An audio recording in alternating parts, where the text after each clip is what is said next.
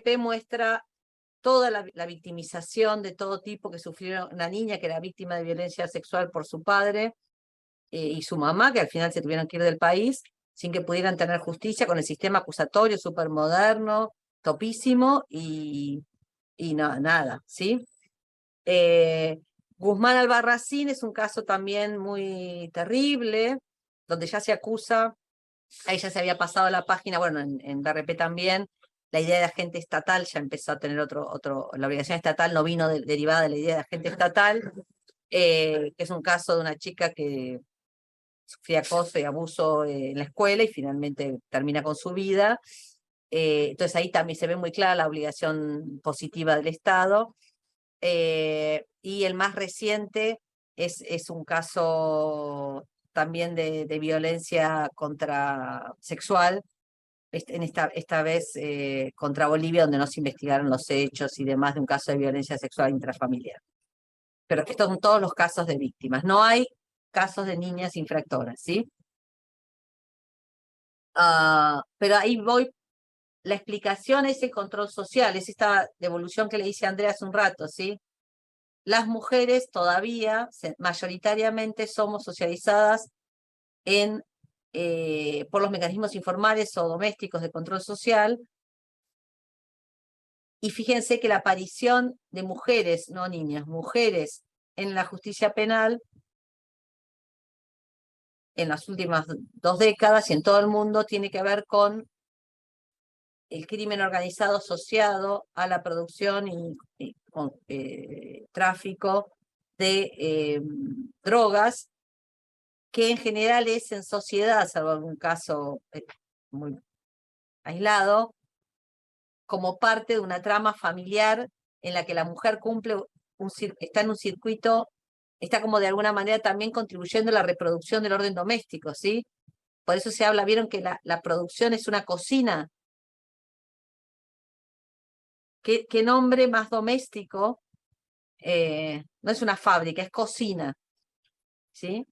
Y esto tiene todas unas consecuencias, por ejemplo, para la privación de la libertad de la mujer detenida cuando tiene chicos, si es cautelar o si es condena, si el ámbito en el que, fíjense la ponderación de interés superior con chicos, por ejemplo, ya más grandecitos, ¿no?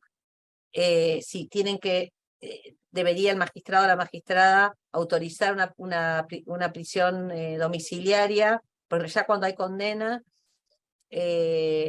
porque hay hijos menores, pero se está comprobado que el núcleo doméstico sigue siendo un centro de producción, no sé, de Paco, ¿sí? ¿Cómo se resuelve todo esto? ¿Sí? Ok. Entonces, acá solo quería mencionarles el fallo que no enumeré antes, que es este de las niñas Jean y Bosico contra República Dominicana, que fue una de las primeras sentencias de la Corte Interamericana en la que después de Villarán Morales vino Villarán Morales en el 99, Panchito López, es la de los niños privados de libertad, Instituto de Rehabilitación del Menor contra Paraguay. Bulacio no se litigó tanto como un caso de niños, pero bueno, es importante para la Argentina. Y este fue el primer caso que no era penal, de unas chicas que habían sufrido discriminación porque sus papás eran de origen haitiano y reclamaban sus documentos para poder estudiar. Es un caso, digamos, de los casos no trágicos, si se puede decir así, aunque después tuvo un efecto backlash terrible este caso, porque como se condenó a la República Dominicana, la Corte Suprema de la República Dominicana, con un par de votos en disidencia, puso en situación de apatridia a todas las personas que tenían papás haitianos, así que el efecto fue terrible. Pero bueno, acá fue la primera vez que la Corte Interamericana reconoce este concepto con el que yo estructuré la clase de vulnerabilidad esencial, cuando dice en ese párrafo 130. El Estado debe prestar especial atención a las necesidades y los derechos de las presuntas víctimas en consideración a su condición de niñas, como mujeres que pertenecen a un grupo en situación vulnerable. Corte Interamericana de Derechos Humanos, caso de las niñas Jean y Bosico. Genial, pero fíjense después, si leen todas las otras sentencias, van a ver cómo va cambiando la terminología. Las víctimas pues, son víctimas no de un delito, sino víctimas de violación a un derecho, ¿sí? Frente a la Corte Interamericana. Acá hay que también es toda una distinción que, bueno, para la gente que no es de derecho es un poco complicado, pero bueno, no lo puedo explicar. repito, víctimas acá no quiere decir víctimas de delitos, porque este no fue un caso de crimen, ¿sí? Un caso de discriminación. Pero dice, o sea que víctimas, lean acá, sustituyan víctimas por vulneración de derechos. En consideración su condición de niñas como mujeres que pertenecen a un grupo de situación vulnerable. Entonces, la Corte dice, mujeres en situación vulnerable, que es lo que yo digo, vulnerabilidad como constructo sociohistórico, y ahí la Corte dice, pero hay algo más que sean más chiquitas. O sea, la Corte reconoce que hay algo específico de las niñas, pero acá no llega a reconocerlas separadas del colectivo mujeres, ¿sí? Se ve lo que... Acá lo que yo quiero mostrarles simplemente es que hay lo que dije antes, yo afirmé que el Corpus Juris de protección, uso la frase que usa la Corte Interamericana en Villarán Morales, en el párrafo 194. El amplio Corpus Juris de protección internacional de derechos de niños, ¿sí? Es súper robusto, súper complejo en el sentido de denso, no de difícil de desentrañar, pero está incompleto por esto que yo señalé antes, porque no reconoce a las niñas en su especificidad. Y acá tienen punteadas todas las normas de las que ustedes pueden encontrar referencias a niñas y en particular en relación con el sistema penal.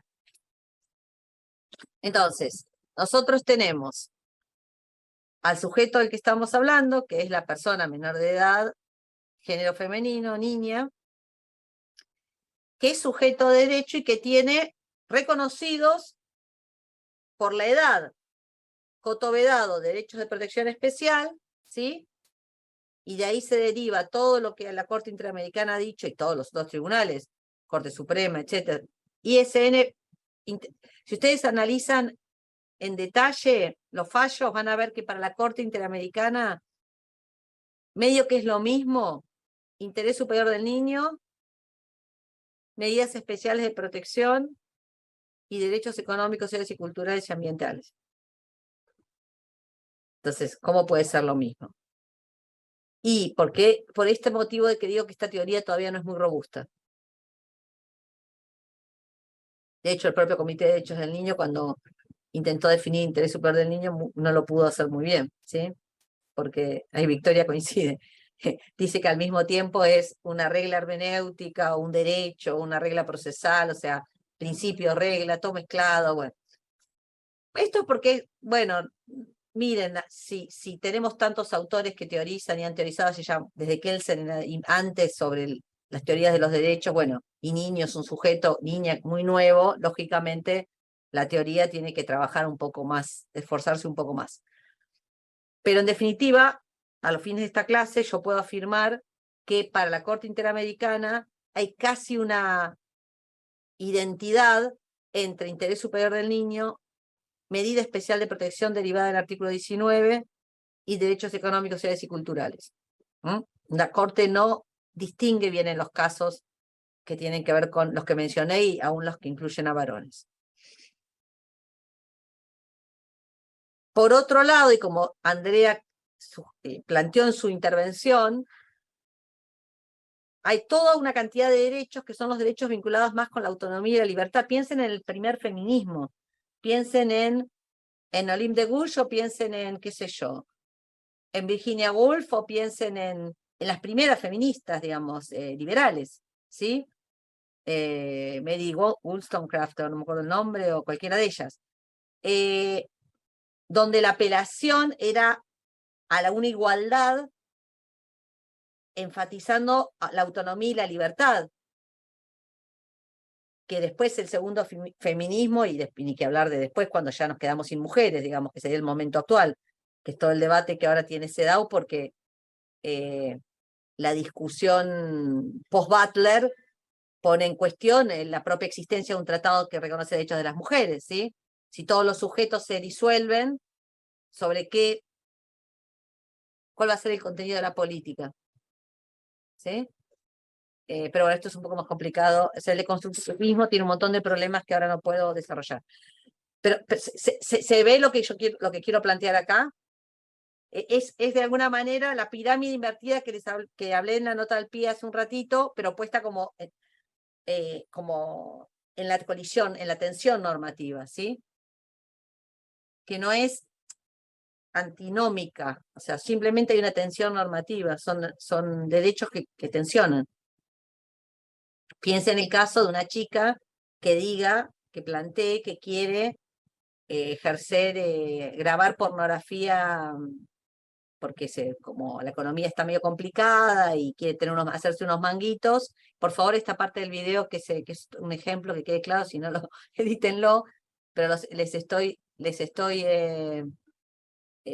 planteando un caso hipotético que una chica leyera el Código Civil e interpretara que entonces puede hacer videos que están estrictamente prohibidos por el derecho internacional, por el derecho penal internacional, y que hay tratados de protección de las niños y niñas que por eso crean delitos y mandan a los estados castigar a quienes involucren a niños en esos tipos de conductas.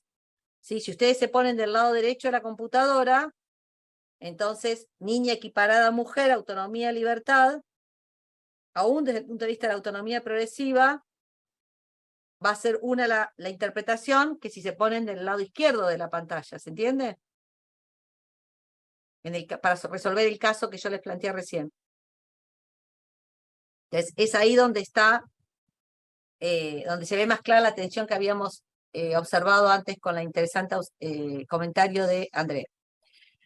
¿Cómo se resuelve esto?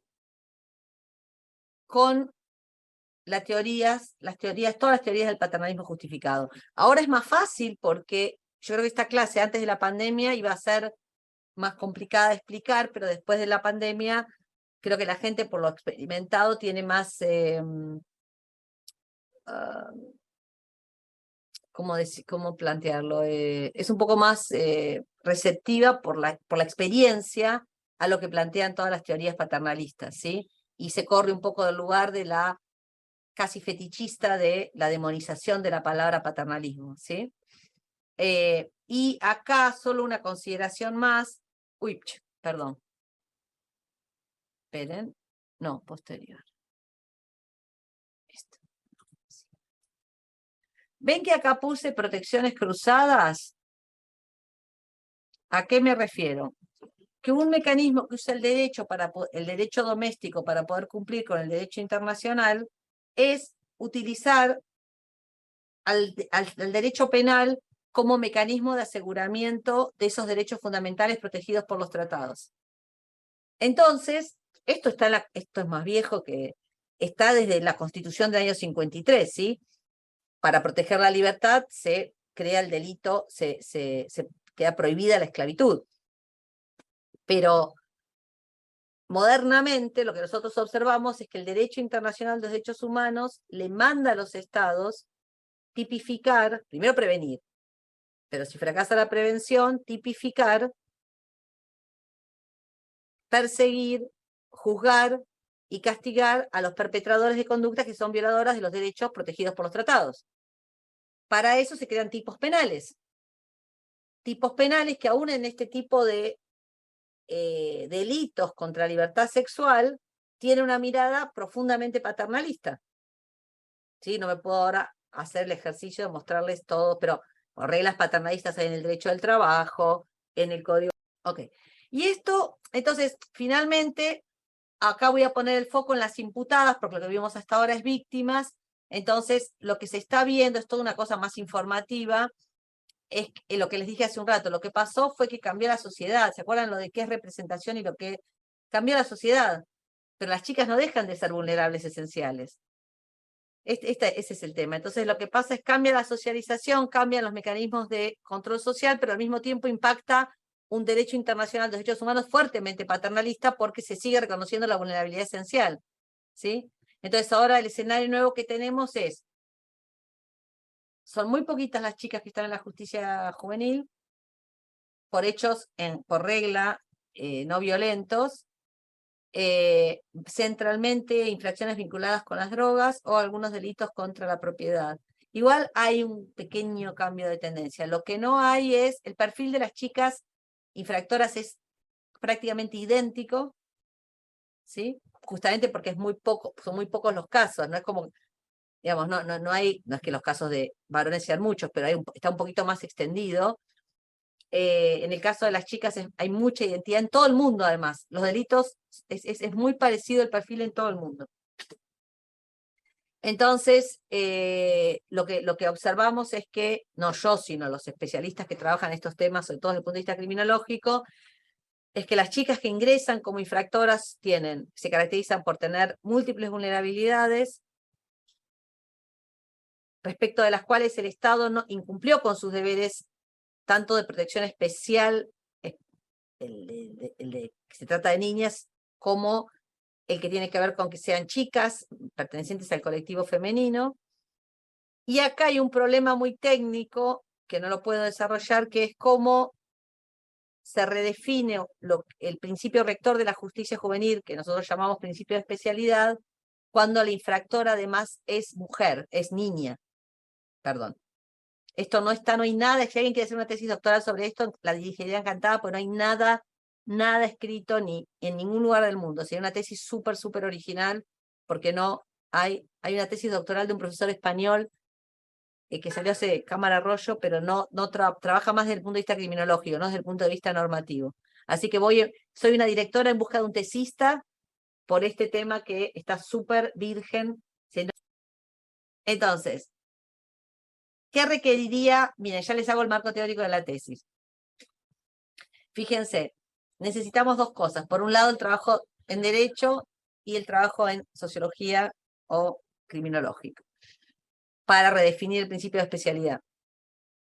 Desde el punto de vista normativo, yo lo que a mí me parece es que hay que evitar, hay que superar la fragmentación que implica que toda la construcción normativa provenga de un tratado universal con foco en lo masculino o de un tratado universal con foco en las mujeres adultas. O sea, hay que lograr superar esa mirada fragmentada de las niñas. Y por otro lado, hay que construir desde lo empírico las características del principio, a partir de qué significa que una niña esté en un proceso penal como imputada, víctima o testigo, que es diferente que si es un varón. ¿Mm? Por otro lado, toda la ingeniería institucional que ya es deficiente en materia penal, en materia de justicia juvenil, requiere los ajustes por lo anterior. Sin embargo, fíjense acá la trampa en la que podemos caer. Que alguien diga, bueno, entonces tenemos que empezar a construir instituciones para niñas. Entonces, bueno, toda la cuestión de la ingeniería institucional atravesada por esta singularidad de la niña. Y acá, pero en realidad el mejor escenario sería el que no hiciera falta todo esto, porque el Estado llega primero con los derechos de protección, de modo que previene que la chica sea víctima o infractora. ¿Sí? O sea, en rigor tendría que cambiar esta filmina. Y acá, bueno, a mí me parece, yo no suelo ser, y termino con esto, yo no suelo ser, a mí me parece que hay mucho derecho ya, y que lo que tenemos que hacer es poner el foco acá y acá, ¿sí? Esto habría que cambiar el color. Cada vez que porque hay mucho derecho, está muy, y se siguen aprobando leyes y la ley de tal y cual, y falta impacto, falta efectividad, falta ingeniería institucional para que el derecho que se aprueba le llegue, digamos, realmente sea real, digamos, ¿no? Se achique la brecha entre lo que se declaman las leyes y el disfrute de parte de las chicas y los chicos. Pero me parece que dado el déficit que advertimos también teórico y los casos que llegan, un protocolo adicional a la Convención sobre las Niñas podría ser útil. A ver, si se aprobó un protocolo sobre casos, el tercer protocolo, respecto a un sujeto de los chicos que no tienen agencia para litigar, me parece que mucho más se justifica respecto de las niñas que no tienen ninguna norma en ningún sistema que les reconozca especificidad. Me parece que hay más argumentos a favor de que haya un protocolo para niñas que el que hubo para que hubiera el tercer protocolo, ¿sí? Entonces ahí me parece que podría valer la